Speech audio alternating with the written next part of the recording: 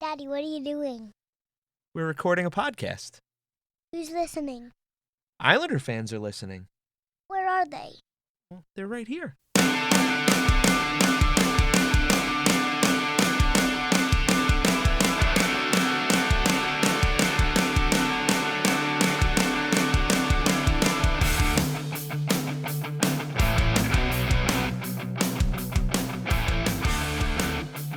Welcome to the Isles Faithful Podcast with your host, Michael Sherline. Welcome back to the Isles Faithful Podcast. I am your host, as always, Michael Sherline, and this is episode number 34. The preview of tonight's matchup in Brooklyn against the Carolina Hurricanes. Who knew a bunch of months ago that it was going to come down to this? A bunch of jerks against a bunch of greasy curse words. Thanks for that, Sean Avery. But here we are, right? Lots to go over. Lots of fun and exciting things to talk about. We've got an interesting matchup in a young, speedy team in Carolina that's not supposed to be there. We have a young, defensively minded team in the New York Islanders, also not supposed to be here. But the Islanders also have home ice for the second time now this postseason. Again, something we didn't really expect. I'm going to apologize if this sounds any different than it normally does. I'm not recording in my normal location or on the microphone I record at home, but I got it sounding as good as I could, and I wanted to get something out this morning. I thought it was important. So we're going to Brooklyn tonight. I'm going to be in attendance. I'm going to be there on Sunday as well. That game the other night against the Washington Capitals, some 50 hours ago, I thought that game, if it didn't end in the second overtime, it would have still been going on when I woke up for work yesterday morning at 4 a.m. But alas, it ended on that amazing pass from Justin Williams, Mr. Game 7. I think he leads the NHL in Game 7 points now, if I'm not mistaken. I think I heard on the radio the other morning. But some keys to the game tonight in Brooklyn. I think we got a goaltending duel of a matchup here. We have Robin Leonard on one side and Peter Mrazek on the other. Two goaltenders who has been spoken about here on numerous podcasts and different websites over the last day or so. Two goaltenders didn't seem that anybody really wanted in the postseason last year, or in free agency, I should say. But during the playoffs, we have Leonard, who's 4-0, 130 saves, 136 shots against, so he's got 6 goals against, a 1.47 goals against average, and a .956 save percentage. The Islanders had 14 goals for, 6 goals against. Mrazek was 4-3 in the postseason. Obviously, his numbers are going to be a little more skewed because of the games played, but he had 170 saves and 189 shots against, 19 goals against, 253 goals against, .899 save percentage, and 1 shutout.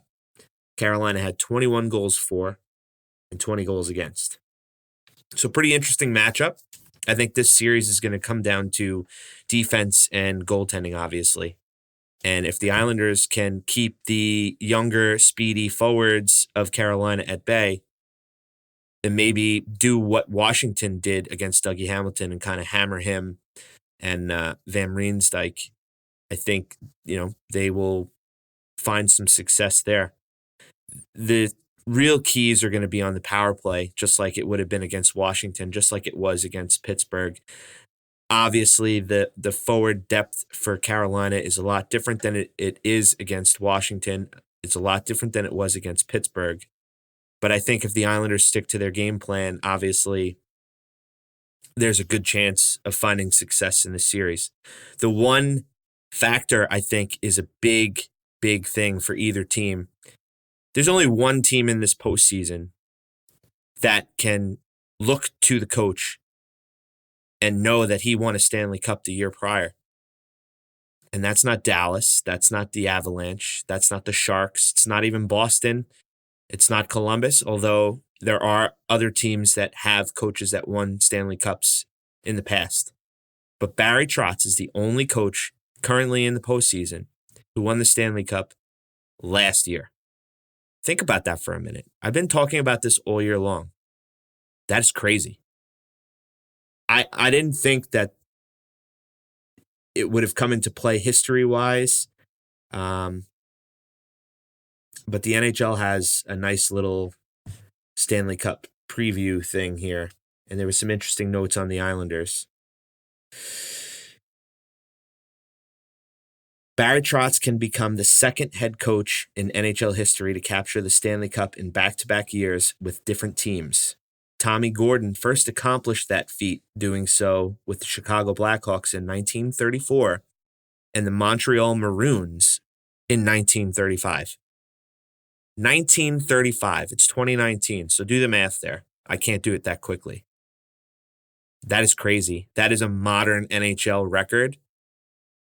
And I don't want to get too far ahead of ourselves or far of the Islanders' record and play here, but that is insane. So that's kind of a key thing, and you have to look to Rod Brind'Amour being a rookie NHL head coach. He's got a winning pedigree. He has gotten Carolina firing on all cylinders. He's gotten them to buy in and believe with the talent that they have. But Barry Trotz has been sitting here these last 10 days helping his team come off a sweep of the Pittsburgh Penguins and try to maintain that level of competitiveness and everything at practice. So that's going to be something to watch out for. I don't foresee it becoming a series-changing thing. I mean, we've seen teams here in the past come back from stuff like that and come out strong. And like I said a couple of minutes ago, Carolina is coming off of 50-some-odd hours from a double overtime game in a series that was very emotional and up and down, and they battled really hard. So it's going to be a matter of who comes out ready to play.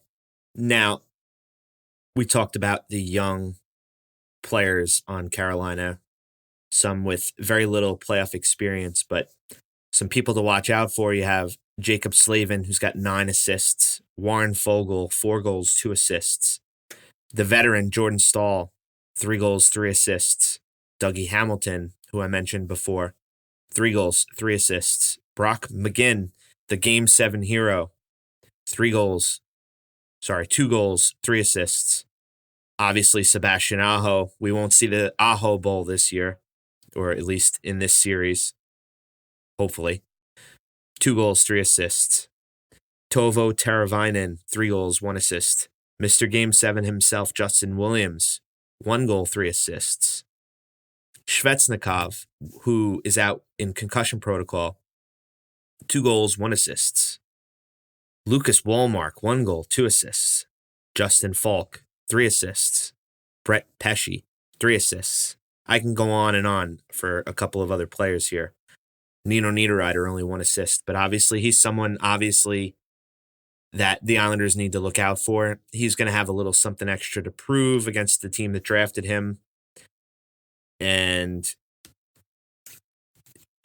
obviously a great player there. So just a couple of key players up at the top, younger guys who the Islanders need to focus on, play strong defensively against, keep shots to the outside. Carolina is a team that likes to shoot from everywhere. And this team is very similar in the Islanders in that they're fast. They like to hit hard. They were hitting Washington all series long. They were getting in on the forecheck, moving the puck east to west. And that's something the Islanders have struggled with at times this year, teams that have moved the puck east to west. North-south is one thing. When you're going cross-crease and getting the goaltender moving, you're knocking your defense out of position, opening up lanes. That's going to be something they're really going to need to focus on. It's something that they didn't allow Pittsburgh to do very much. And like I mentioned before, Pittsburgh obviously has a lot more people on that roster that they needed to watch out for. So some of the unknowns, I'm sure that Barry Trotz and Lane Lambert and company had done their due diligence here over the stretch, and they had their scouts watching Carolina in Washington and down in Raleigh. So it's going to be interesting to see the type of game plan that they come up with to stem the attack there. I know I'm excited to see what's going to come out of this. And, it's just going to be a fun one. Barclays is going to be interesting. It was really loud in 2016. I've brought this up a couple of times here over the last couple of days. I brought it up last episode with Mark Parrish. I was there for both rounds in 2016. Obviously, the Florida round was ridiculous. You had that overtime goal there in Game 6 to win at home in Brooklyn. Granted, they did not have home ice that series, I don't believe. So, oh, right, because, first time since 93 and all. I should probably fact check, remember? So, again, Brooklyn is loud. It's not as loud as the Coliseum. Obviously, the arena is a different configuration. It's meant for a concert venue. It's also, we know, a basketball arena. But that does get loud. Islander fans do travel loud. I'm expecting a good turnout on the train into Atlantic Terminal.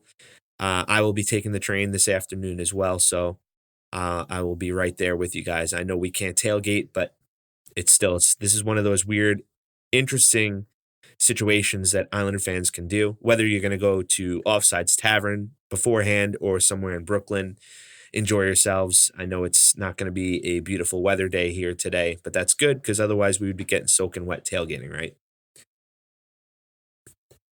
Just be loud. Show Robin Leonard and the rest of the boys that you're there to support them.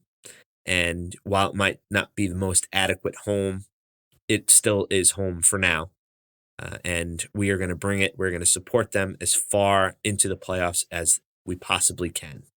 One more thing to look out for, and this is also pretty important, is this run that Carolina is on, besides no one expecting them to really do what they're doing as much as the Islanders weren't expected to do what they're doing. This is the first time they've made the postseason since 2008, 2009. So you've got all these years for them coming out. Their fan base is just as rabid as ours. You saw them the last game of the season or the second to last game of the season when they secured a playoff spot, how raucous they were, and it's good for the NHL. This is a good matchup. It's the first time that these two teams are matching up in the postseason, and this is how rivalries are built, and that's good for the Isles meetup group down there.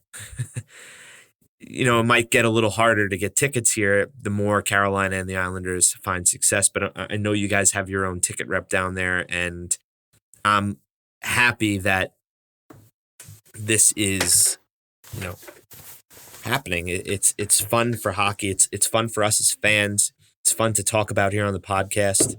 And about that, you've got other podcasts here all over the place. We have tons of Islander podcasts. There's a bunch of Carolina Hurricanes podcasts as well.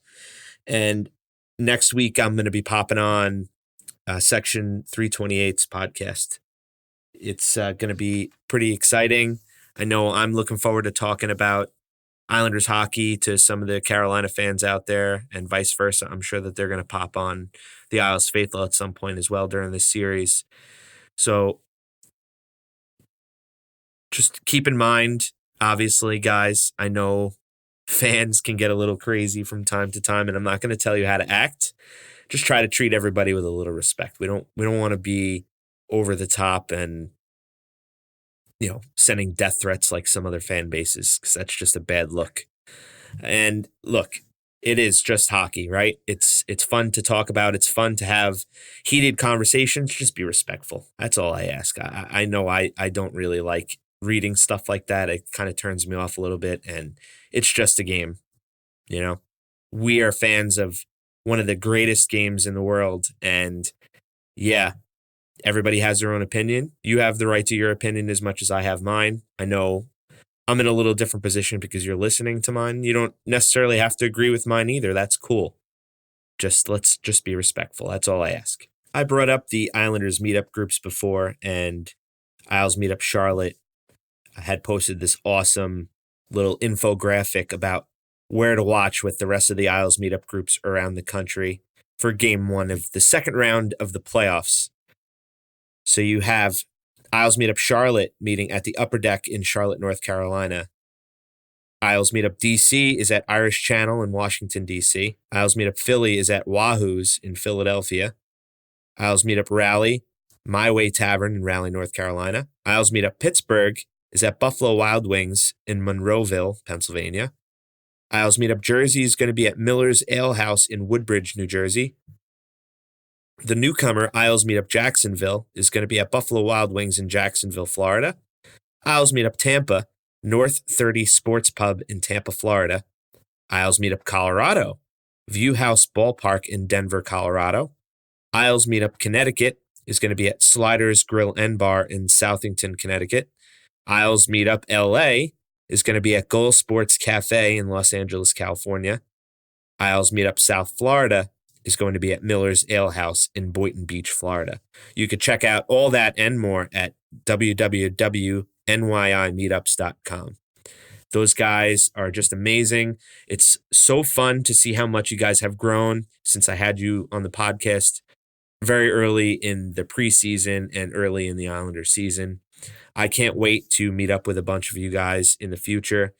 But again, check out all that and more at nymeetups.com. Give them some love on Twitter. There's a Twitter account for each of those places and more. More seem to pop up every single day. So give them a follow. I think that's pretty much going to wrap it up. I know I'm excited here. I've got to get some stuff done. I'm going to be leaving a little early, popping on that train. And I will see you guys tonight. Again, follow us on Twitter at Isles Bloggers, my personal, at Faithful Isles for the show. We're on iTunes. We're on Google Podcasts, Stitcher, Podbean, Spotify, a bunch of others. As you already know, I can't ever remember. It's kind of becoming a joke at this point. We're on Facebook. We're on Instagram. We have a YouTube channel. Like, subscribe. Give us some fresh reviews on iTunes if you can. It will help out a lot. Again, this is episode 34. I am your host, Michael Sherline, as always. And let's go, Islanders.